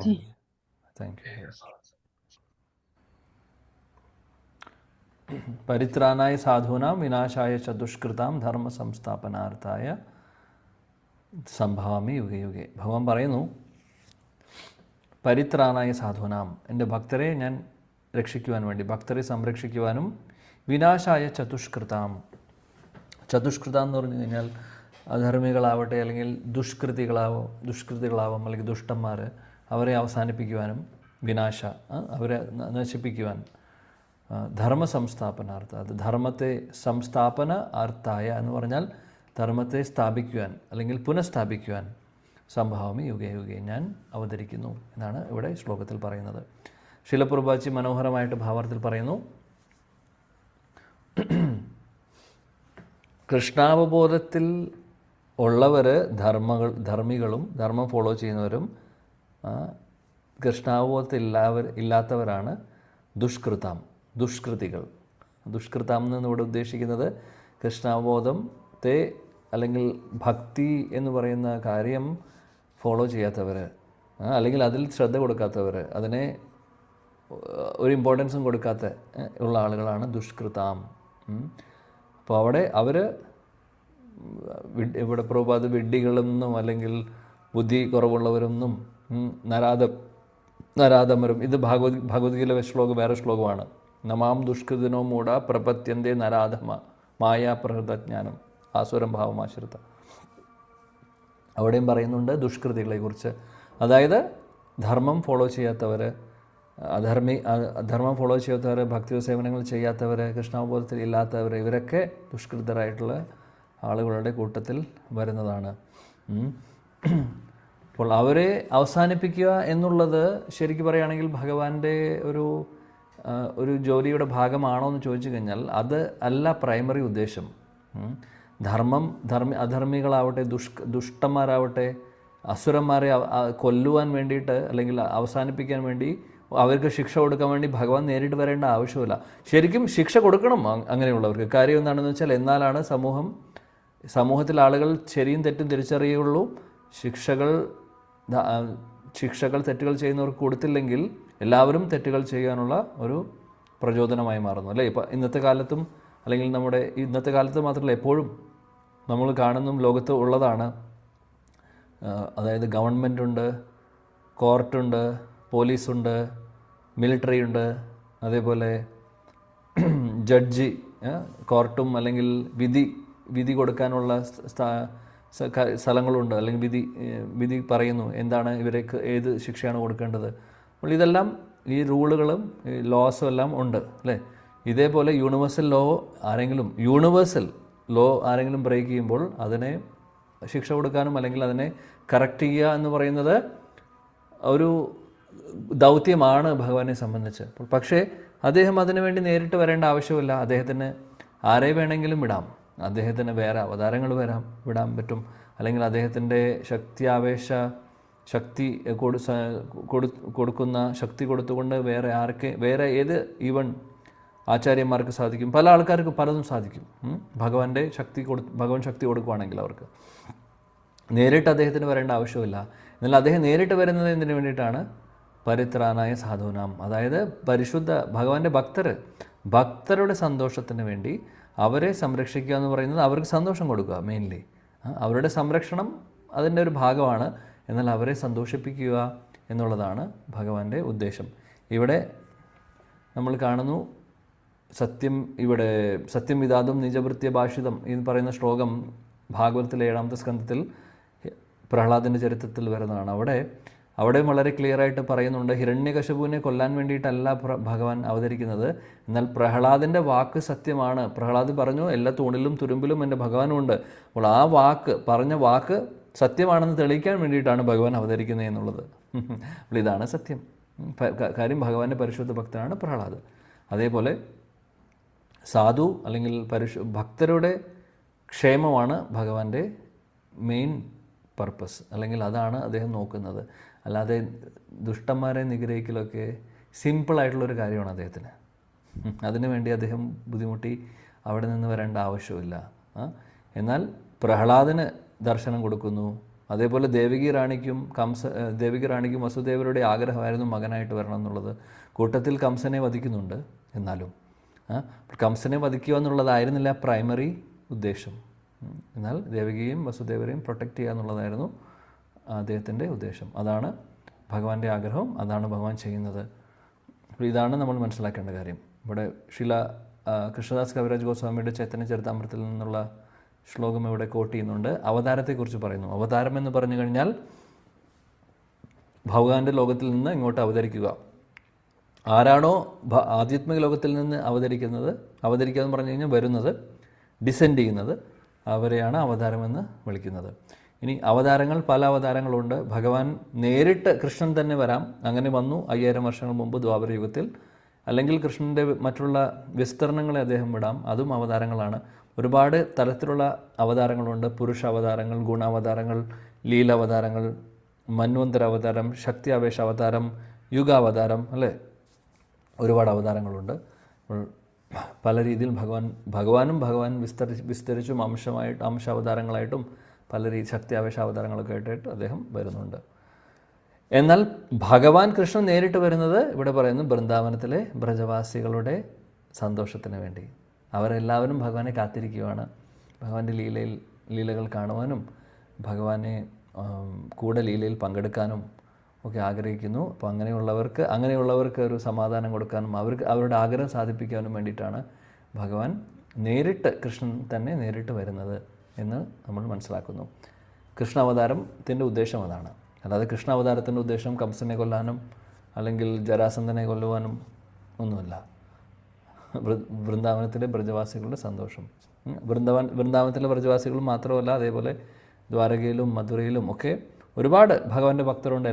അവരെല്ലാവരെയും സന്തോഷിപ്പിക്കാൻ വേണ്ടി, അവരുടെ സന്തോഷത്തിന് വേണ്ടി ആണ് കൃഷ്ണൻ അവതരിക്കുന്നത്, നേരിട്ട് വരുന്നത്.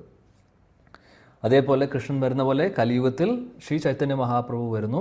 ചൈതന്യ മഹാപ്രഭുവും കൃഷ്ണനും തമ്മിൽ വ്യത്യാസമില്ല. അദ്ദേഹമാണ് സങ്കീർത്തന ആന്തോളനം പിന്നീട് ചെയ്യുന്നത്. ഹരേ കൃഷ്ണ മഹാമന്ത്രത്തെ ലോകമെമ്പാടും എത്തിക്കുവാൻ വേണ്ടി അതിന് തുടക്കം കുറിക്കുന്നു മഹാപ്രഭു. അതിനുശേഷം മഹാപ്രഭുവിന് അനുയായികളും അദ്ദേഹത്തിൻ്റെ ശക്തിയാപേക്ഷ അവതാരങ്ങളുമൊക്കെ വന്ന് ബാക്കി ശ്രീലപ്രഭുപാദ അടക്കം എല്ലാവരും ഇതെല്ലായിടത്തും എത്തിക്കുന്നു ഹരിനാമം. അപ്പോൾ അങ്ങനെയാണ് അവതാരങ്ങൾ. അപ്പോൾ അവതാരങ്ങൾ ഇവിടെ പറയുന്ന കൂട്ടത്തിൽ മഹാപ്രഭുവിൻ്റെ അവതാരത്തിൻ്റെ പ്രത്യേകത എന്താണെന്ന് വെച്ചാൽ, ഈ അവതാരത്തിൽ ഒരു ദുഷ്ടനെയും കൊല്ലുന്നില്ല. മറ്റുള്ള അവതാരങ്ങളിൽ ചിലപ്പോൾ കൃഷ്ണൻ നേരിട്ട് വന്നാലും അസുരന്മാരെ നിഗ്രഹിക്കുന്നത് നമ്മൾ കാണാം. അതിൽ ഇവിടെ ചൈതന്യ മഹാപ്രഭുവിൻ്റെ അവതാരം വളരെ സ്പെഷ്യലാണ്. ഈ അവതാരത്തിൽ ആരെയും കൊല്ലുന്നില്ല, മറിച്ച് എല്ലാവരുടെയും ഹൃദയത്തിലുള്ള ആ ചിന്താഗതിയെയാണ് മഹാപ്രഭു മാറ്റുന്നത്. കൃഷ്ണപ്രേമം തരുന്നു, അല്ലെങ്കിൽ ഹരേ കൃഷ്ണ മഹാമന്ത്രം നമുക്ക് തന്നുകൊണ്ട്, സങ്കീർത്തനം നമുക്ക് പറഞ്ഞു തന്നുകൊണ്ട്, അതിലൂടെ നമ്മുടെ അല്ലെങ്കിൽ നമ്മുടെ ഹൃദയത്തിലുള്ള അനർത്ഥങ്ങളെ മാറ്റുവാനുള്ള ഒരു മാർഗമാണ് മഹാപ്രഭു നമുക്ക് പറഞ്ഞു തരുന്നത്. അല്ലാതെ അദ്ദേഹം മറ്റുള്ള അവതാരങ്ങൾ ചെയ്ത പോലെ ആരുമായിട്ട് ഫൈറ്റ് ചെയ്ത് കൊല്ലുന്നൊരു സംഭവം നടക്കുന്നില്ല. ഈവൻ ജഗായി മദായിയുടെ ലീലയിൽ അവിടെ ജഗായി മദായി നിത്യാനന്ദ പ്രഭുവിനെ അറ്റാക്ക് ചെയ്യുന്ന ആ സമയത്ത് ശരിക്കും മഹാപ്രഭുവിന് ദേഷ്യം വരും. ദേഷ്യം വന്ന് അദ്ദേഹം സുദർശൻ ചക്രം എടുക്കുന്നുണ്ട് അവിടെ. ആ സമയത്ത് നിത്യാനന്ദ പ്രഭു ഓർമ്മിപ്പിക്കും മഹാപ്രഭു നമ്മുടെ അവതാരം ആയുധമെടുക്കുക എന്നുള്ളതല്ല, ആയുധമെടുത്ത് ആരെയും നിഗ്രഹിക്കാനുള്ള ഒരു ഉദ്ദേശമില്ല നമുക്ക് ഈ അവതാരത്തിൽ. അതുകൊണ്ട് അങ്ങ് ഒന്നും ചെയ്യരുത് അവരെ എന്ന് പറഞ്ഞു. അങ്ങനെ മഹാപ്രഭു പിന്നെ സുദർശനചക്രത്തെ വിടുന്നു. പിന്നീട് ജഗായി മദായിയും ആലിംഗനം ചെയ്യുന്നു, അവരെ അനുഗ്രഹിക്കുന്നു, അവരുടെ ഹൃദയത്തിലുള്ള അനർത്ഥങ്ങളെല്ലാം മാറ്റുന്നു. അങ്ങനെ അവർ പരിശുദ്ധ ഭക്തരായി, 2 പരിശുദ്ധ ഭക്തരായി മാറുന്നു. ജഗദാനന്ദ ദാസും മാധവാനന്ദ ദാസുമായി മാറുന്നു അവർ. അതാണ് നമ്മൾ മനസ്സിലാക്കേണ്ട കാര്യം. അപ്പം മഹാപ്രഭുവിൻ്റെ അവതാരം വളരെ സ്പെഷ്യലാണ്. അതായത് യോഗ്യതയുണ്ടോ ഇല്ലയെന്ന് നോക്കുന്നില്ല, എല്ലാവർക്കും കൃഷ്ണപ്രേമം അല്ലെങ്കിൽ പരിശുദ്ധ ഭക്തി കൊടുക്കുവാനുള്ള ആ ഒരു മനസ്സ്, അല്ലെങ്കിൽ കൊടുക്കുവാൻ വേണ്ടിയിട്ടാണ് മഹാപ്രഭു വരുന്നത്. എന്നാൽ കുറേ പേര് ഈ ഒരു സൗഭാഗ്യം മനസ്സിലാക്കിയിട്ടില്ല.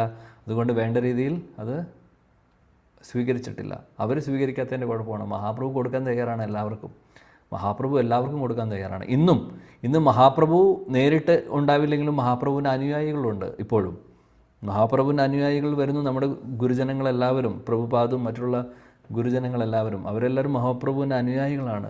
അവരും ശ്രമിക്കുന്നത് എന്താണ്? എല്ലാവരിലേക്കും ഈ ഭക്തി അല്ലെങ്കിൽ ഹരിനാമത്തെ എത്തിക്കുവാനാണ്, ഭാഗവതം എത്തിക്കുവാനാണ് നോക്കുന്നത്. അപ്പോൾ എല്ലാവരും സ്വീകരിക്കുന്നില്ല, ചിലവർ സ്വീകരിക്കുന്നു. ഭാഗ്യമുള്ളവർ സ്വീകരിക്കുന്നു, അവരുടെ ജീവിതം രക്ഷപ്പെടുന്നു.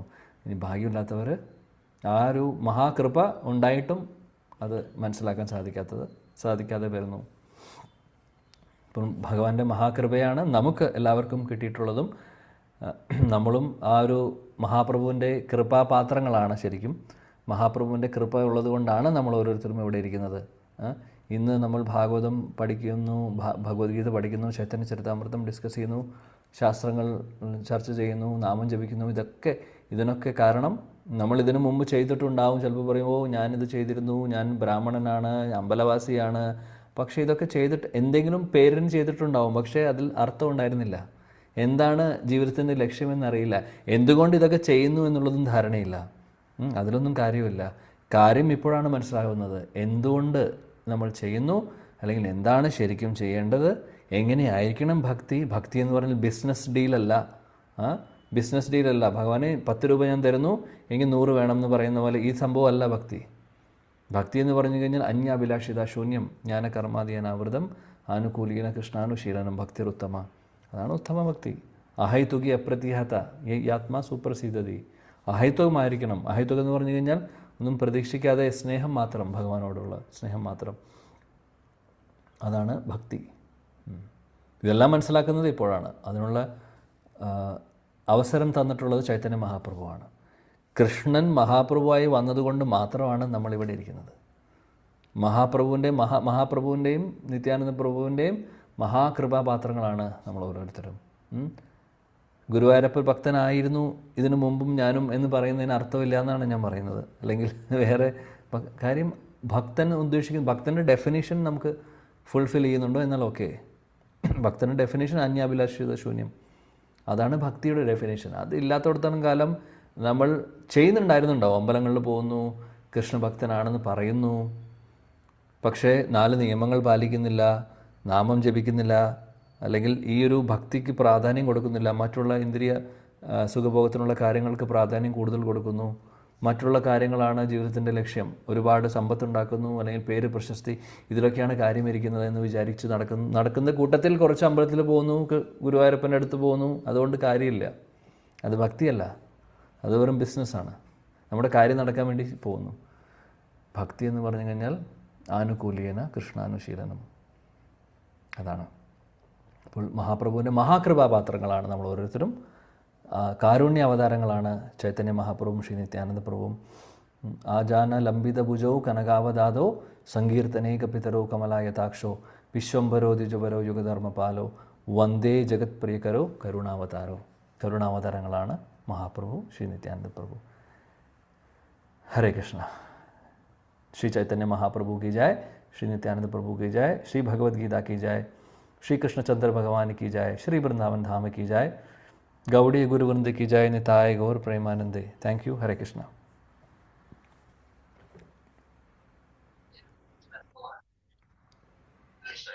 हरे कृष्णा. दंडवत प्रणाम. नन्ही प्रभु. हरे कृष्णा. प्रणाम.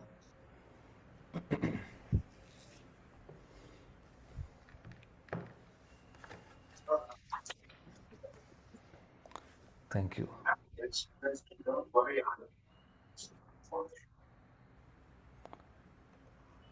ഓക്കെ, എന്തെങ്കിലും ആർക്കെങ്കിലും പറയാനുണ്ടെങ്കിൽ. ഹരേ കൃഷ്ണ പ്രഭുജി. ഹരേ കൃഷ്ണ. ഹരേ കൃഷ്ണ. പ്രണാം. ഹരേ കൃഷ്ണ പ്രഭുജി. പ്രണാം. ഹരേ ഹരേ കൃഷ്ണ. കൃഷ്ണ. ഓക്കെ, വേറെ ഒന്നുമില്ലെങ്കിൽ നമുക്ക് വൈൻഡപ്പ് ചെയ്യാം. Thank you. ഹരേ കൃഷ്ണ പ്രഭുജി. ഹരേ കൃഷ്ണ.